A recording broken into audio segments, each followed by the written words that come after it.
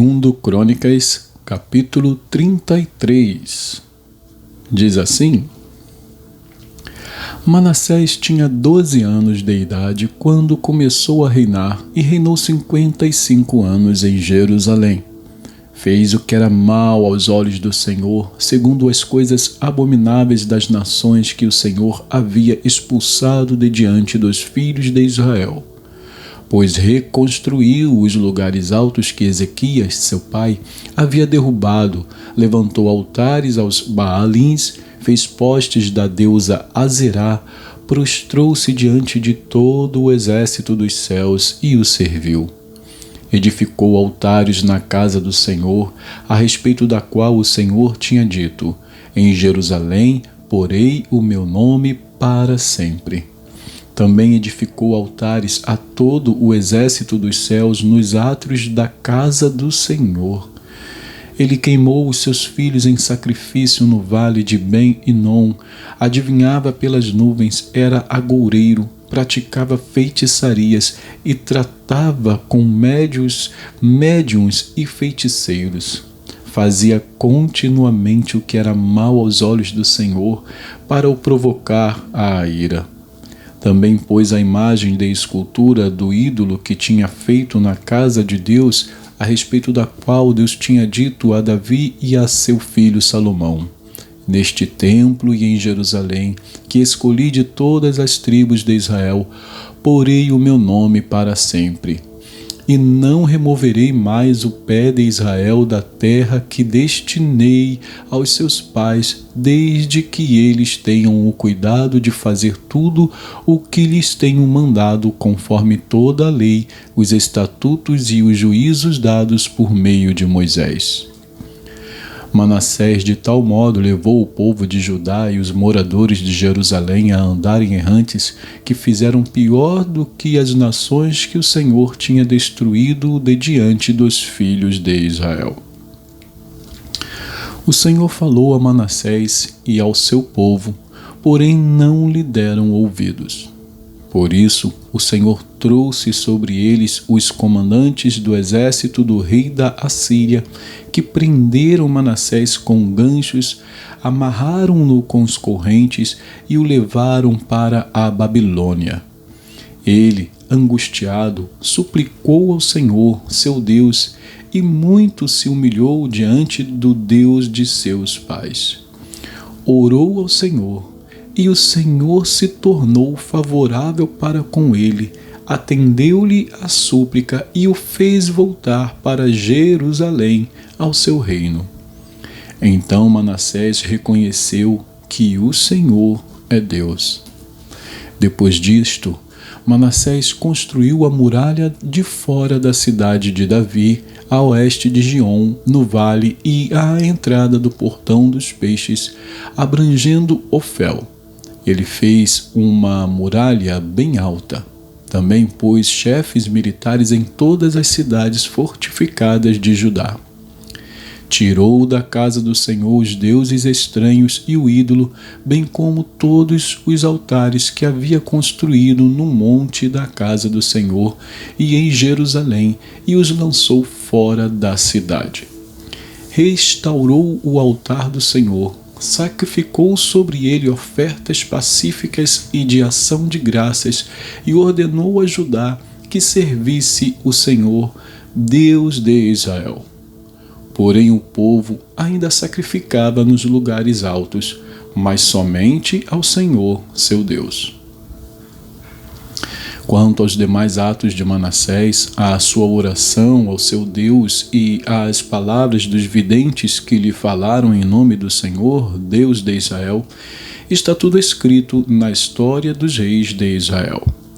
A sua oração e como Deus se tornou favorável para com ele, todo o seu pecado, a sua transgressão e os locais onde edificou lugares altos e colocou postes da deusa Azerá e imagens de escultura antes que se humilhasse, eis que está tudo escrito na história dos videntes.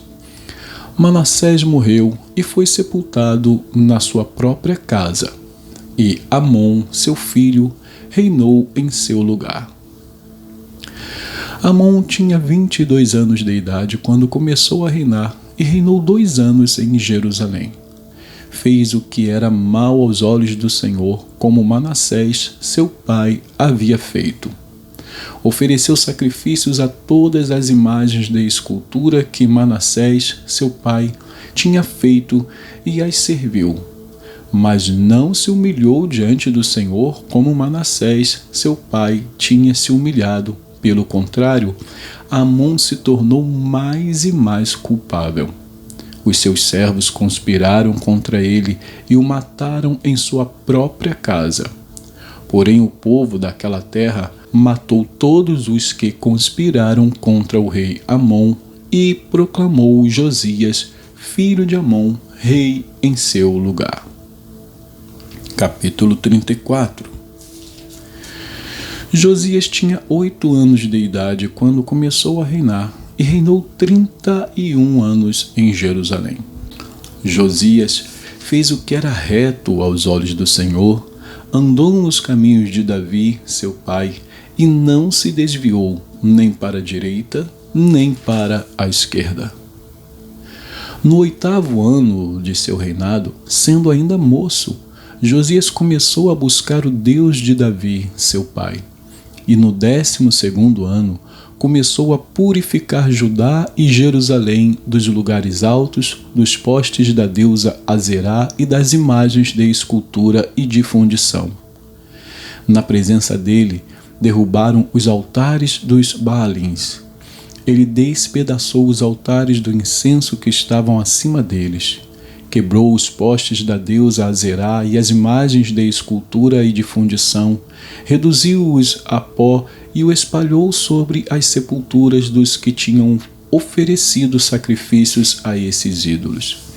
Queimou os ossos dos sacerdotes pagãos sobre os altares deles e purificou Judá e Jerusalém. Fez o mesmo nas cidades de Manassés, de Efraim e de Simeão, até Naftali, por todos os lados no meio das suas ruínas. Depois de derrubar os altares, os postes da deusa Azerá e as imagens de escultura, até reduzi-los a pó, e depois de despedaçar todos os altares de incenso em toda a terra de Israel, Josias voltou para Jerusalém.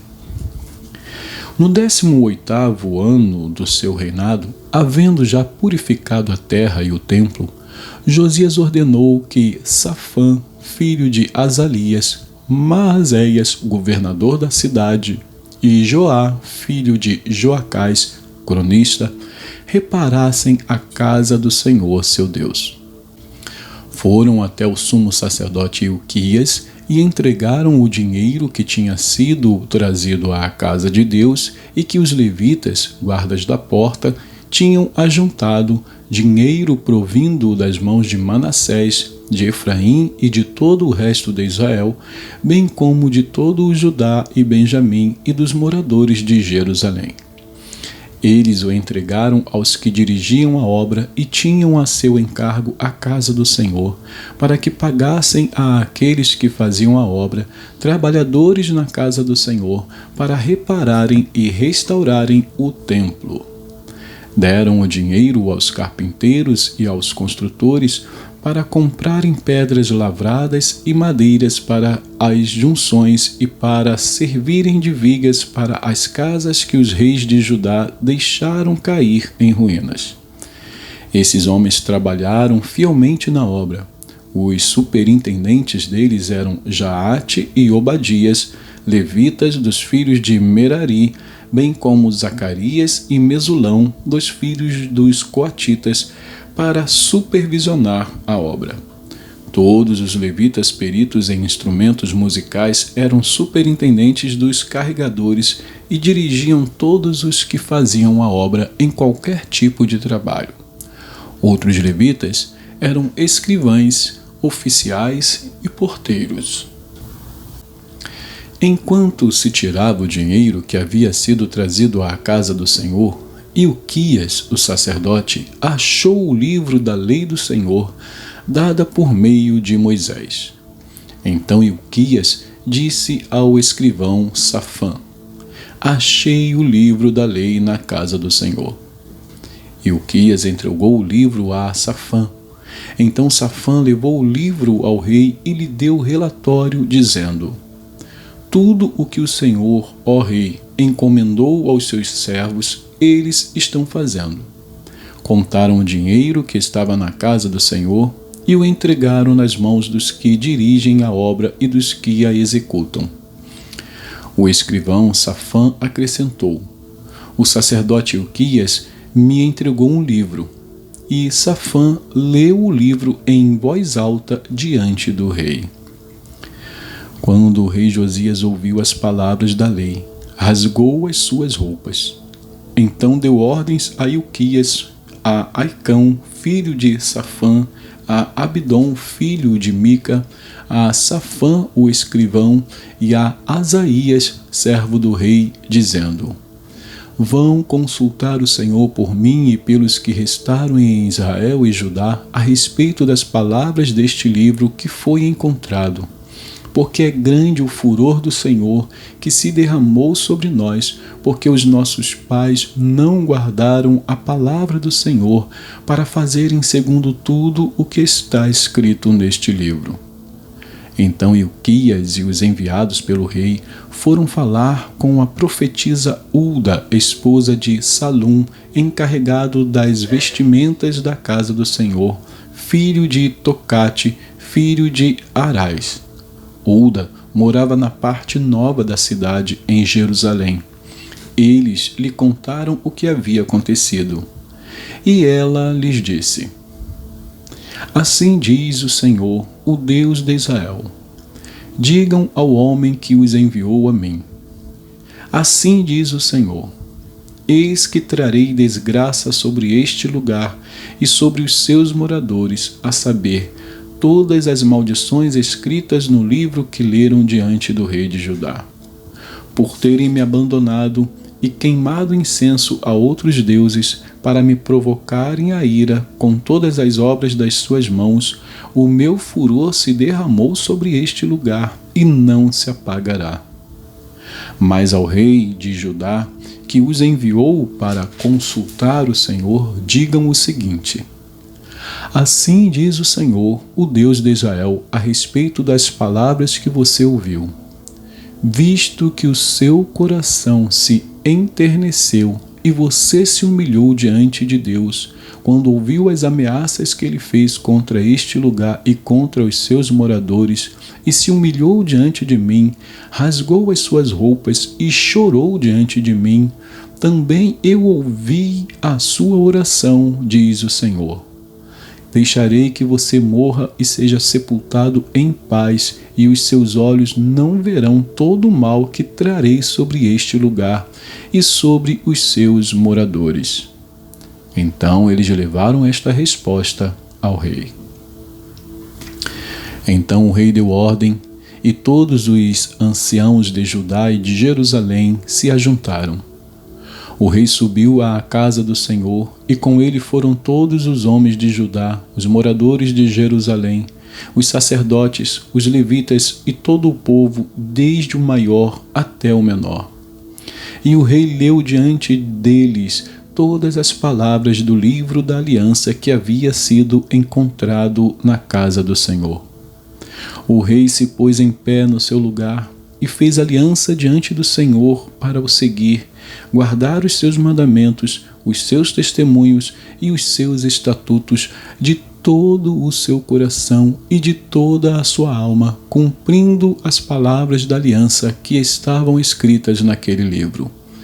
Todos os que se encontravam em Jerusalém e em Benjamim concordaram com esta aliança, e os moradores de Jerusalém fizeram segundo a aliança de Deus, o Deus dos seus pais.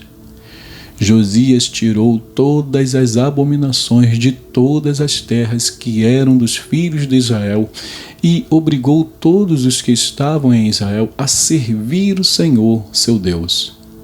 Enquanto Josias viveu, não deixaram de seguir o Senhor, Deus de seus pais.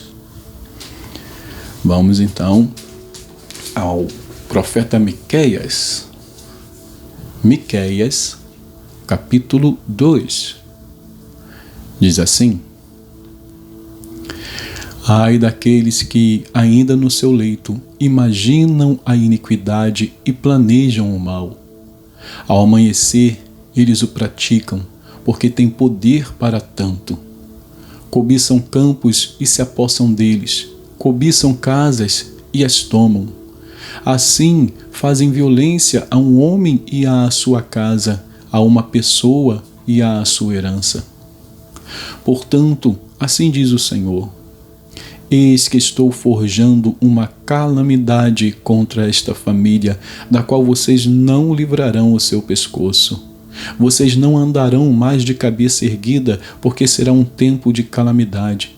Naquele dia se criará um provérbio a respeito de vocês e se entoará a seguinte lamentação: estamos completamente arruinados.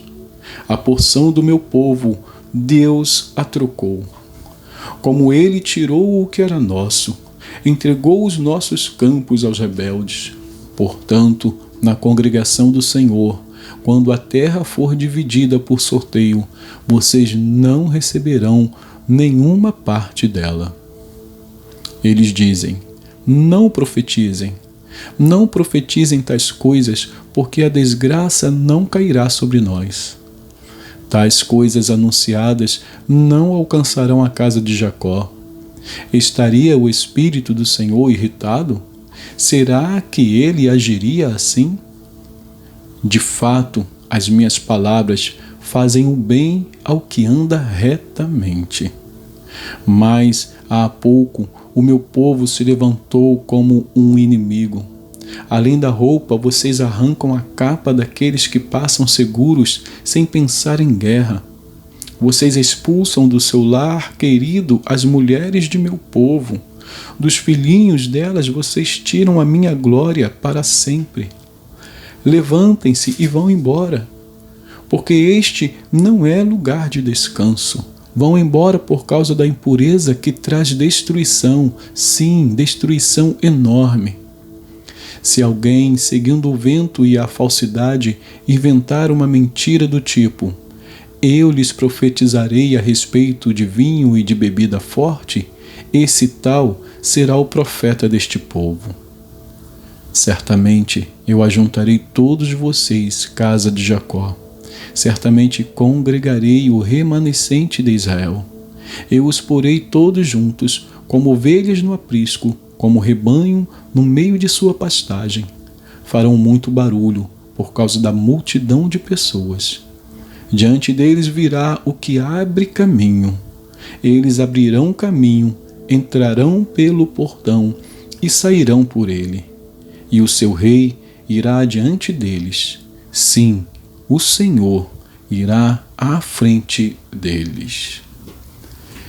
E que Deus abençoe a porção da sua palavra.